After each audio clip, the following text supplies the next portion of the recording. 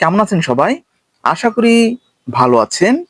যাদের জ্বর রয়েছে, সর্দি রয়েছে, ইনফ্লুয়েঞ্জা রয়েছে, মাথা ব্যথা রয়েছে, চোখের সমস্যা রয়েছে, কানের ব্যথা রয়েছে, বিভিন্ন ধরনের বাতজনিত ব্যথা রয়েছে, আজকের ভিডিওটা শুধুমাত্র তাদের জন্য। হ্যাঁ বন্ধুরা, আজকের ভিডিওটা শুধুমাত্র তাদের জন্য। ভিডিওটা না টেনে পুরোপুরি দেখবেন, তাহলে পুরো বিষয়টা বুঝতে পারবেন। আর যারা আমাদের চ্যানেলে একদম নতুন, এখনো চ্যানেলটি সাবস্ক্রাইব করে রাখেননি, এরকম নতুন নতুন বিষয় ভিডিও পেতে অবশ্যই চ্যানেলটি সাবস্ক্রাইব করে রাখবেন। আর যারা যে কোনো সমস্যা নিয়ে আমাদের সঙ্গে যোগাযোগ করতে চাচ্ছেন, আমাদের চ্যানেলে যে কমেন্ট বক্স আছে, কমেন্ট বক্সে আপনারা কমেন্ট করতে পারেন। আমাদের সময় মতো আপনাদের সঙ্গে যোগাযোগ করার চেষ্টা করব। তো আর কথা নয়, চলে যাব একদম মূল প্রসঙ্গে।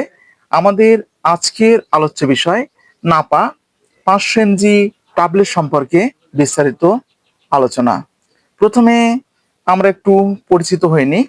এই যে বন্ধুরা, আমার হাতে যে প্রোডাক্টটি আপনারা দেখতে পাচ্ছেন, Napa 500 mg tablet, group paracetamol BP 500 mg, প্রস্তুতকারক বেসপিংপো ফার্মাসিউটিক্যাল লিমিটেড, ঢাকা, বাংলাদেশ।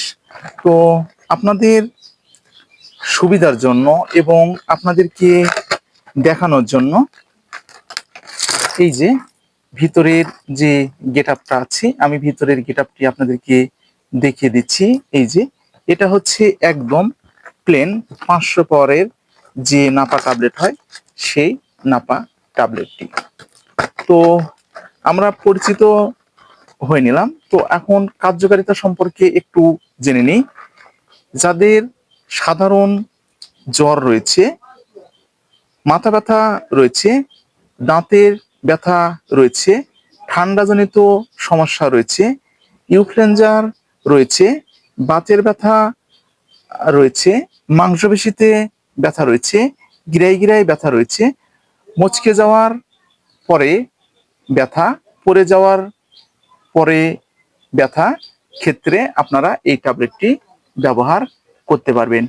এছাড়াও যাদের দীর্ঘদিনের বাতজনিত ব্যথা রয়েছে, হাত পায়ের ভিতরে একদম কামড়ানো কামড়ানো ভাব, শুলানো শুলানো ভাব, মনে হচ্ছে কখনো এখানে যন্ত্রণা হচ্ছে, কখনো পায়ে যাচ্ছে, কখনো পিঠে যাচ্ছে, চাবানি চাবানি ব্যথার ক্ষেত্রে, বাতজনিত ব্যথার ক্ষেত্রে আপনারা এই ট্যাবলেটটি ব্যবহার করতে পারবেন। এছাড়াও সাধারণ শরীরের যে কোনো ব্যথার ক্ষেত্রে, ঋতুস্রাবজনিত ব্যথার ক্ষেত্রেও আপনারা এই ট্যাবলেটটি ব্যবহার করতে পারবেন।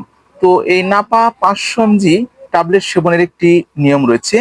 প্রাপ্তবয়স্কদের জন্য 1 থেকে 2টি ট্যাবলেট দিনে 2 থেকে 3 বার অথবা চিকিৎসকের পরামর্শ অনুযায়ী সেবন করতে হবে।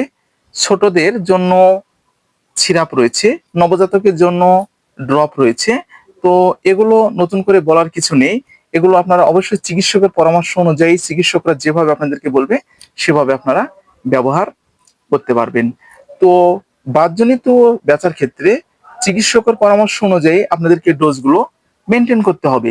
চিকিৎসক যদি আপনাদেরকে 7 দিন দিয়ে থাকে, 14 দিন দিয়ে থাকে অথবা 1 মাস দিয়ে থাকে, আপনাদেরকে এই অনুপাতে এই ট্যাবলেটটি সেবন করতে হবে।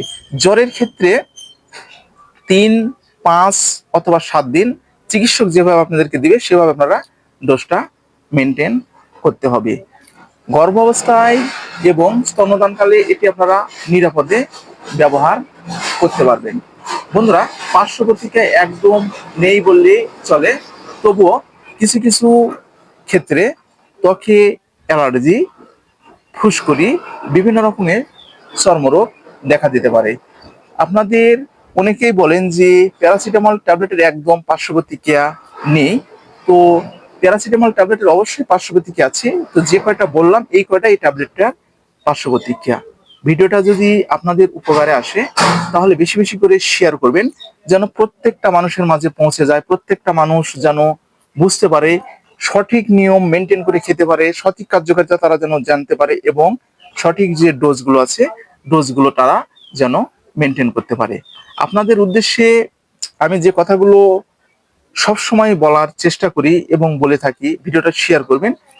প্রত্যেককে মানুষ যেন ভিডিওগুলো বুঝতে পারে এবং যে ট্যাবলেটগুলোর ডোজ তারা মেনটেন করতে পারে, সঠিক নিয়মে সেবন করতে পারে। এই জন্য আপনাদেরকে প্রত্যেকটা সময় বলি বেশি বেশি করে ভিডিওগুলো